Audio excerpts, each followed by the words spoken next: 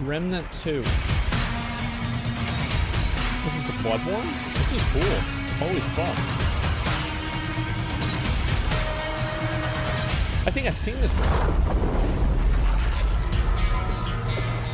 One big change we made for Remnant 2 was that we randomized the storyline. So if you go in and you fight a mini-boss, and another player goes in and fight a mini-boss in an area, they might have a completely different boss. You might have different events, there's different like random events that occur in the game, and even the layouts of the dungeons change and everything changed. You played Remnant 1, and you both start the game, you're both gonna go into the city, you're gonna like find a big tower and save a lady in a church. Those beats were always the same. That's even cool. if the mini-bosses and the side dungeons switched out. But in this game, even that's randomized. When you go to a new area of the game... So everything's completely randomized in this game. I think that's really interesting, especially for games like this, because a lot of times people always figure out like exploits and stuff like that to get over it. It's like a built-in randomizer.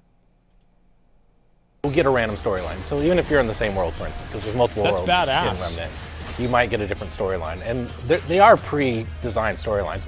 We designed them, we scripted them out.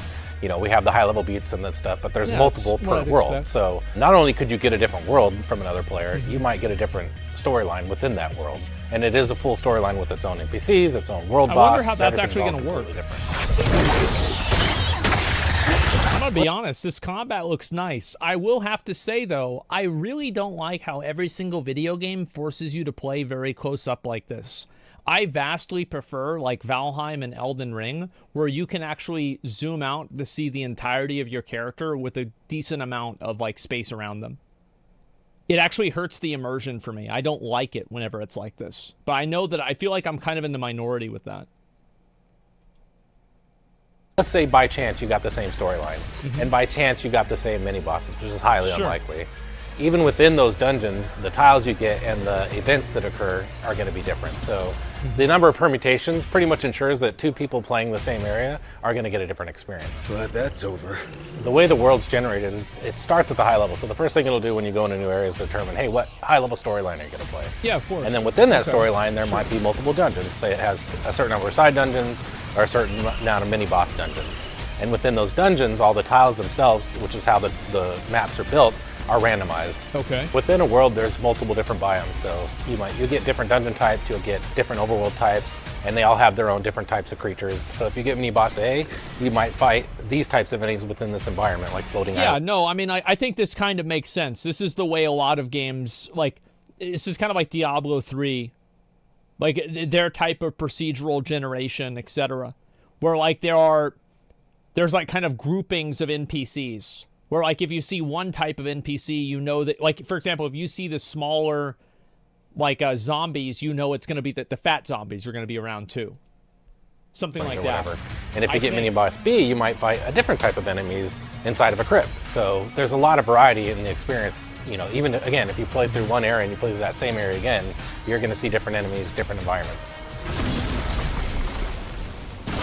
The main reason we wanted to do procedural generation because we didn't want people to experience the same thing twice. I have an anecdote where like I can't play a game more than once for some reason. If I've done something, I can't do it again. The huge incentive here was like, hey, I want to make a game that I would actually play through more than once. I think that's interesting. Like for me, I played through a lot of games many, many times. That's not me, but I think for a lot of single player games, it is true, especially single player narrative driven games. Like I have no want to like go back and do I don't know, like the Final Fantasy 14 storyline again, the part that I already did, because I already did that. I know what happened and that's it. Dream is you're either talking to each other while you're playing, or you come back to work, or you're watching the stream and you're like, wait, that's not what I did, or like, where are you stuck? Oh, I got stuck on this boss. He's this guy with big horns and he does this weird move, and you're like, I've never even seen that guy. I don't even know what world you're talking about. Yeah. We think that'll be pretty unique for the player because I don't think I've ever played it. I like that too because it creates that, it's like that initial discovery of the game. Like this kind of happened with Elden Ring, even though Elden Ring had some testing, is that there was that initial discovery of the game. It's like, oh wow, if you go underneath here and you lay down, it spawns Plasudiacs and it's like this in-game boss. Game like that where we can jump in and we're a couple hours into the game and it's like, oh, you're in this crazy world that looks like this, and I'm in a crazy world that looks completely different with different storylines and quests. And you could play 2 full games with not a single repeated element. And that's kind of how we gauged how much content we wanted to make for each area. That's a pretty unique experience.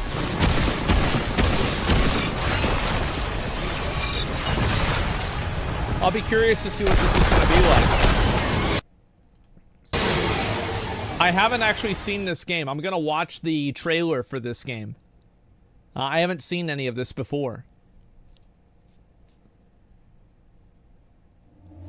I'm a setting sun, but I'm never right. I'm a dead man walking. I'll stay and fight as long as I'm alive. When did this come out? 3 months ago.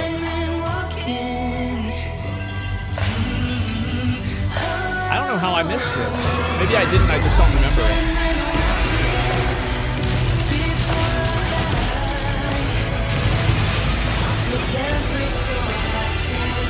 I don't know why, but like this boss reminds me a lot of Metroid Prime.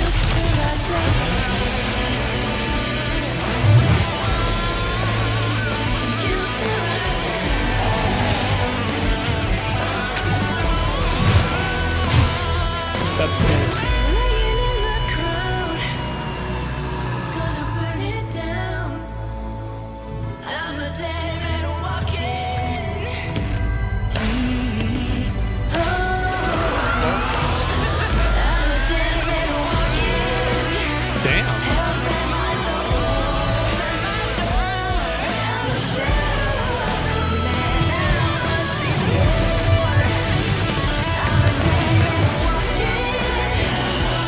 I just hope this game is fun. Should I play the first one?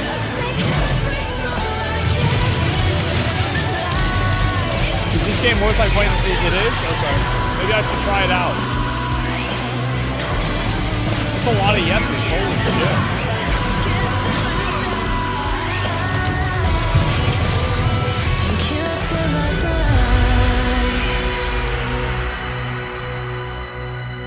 Damn.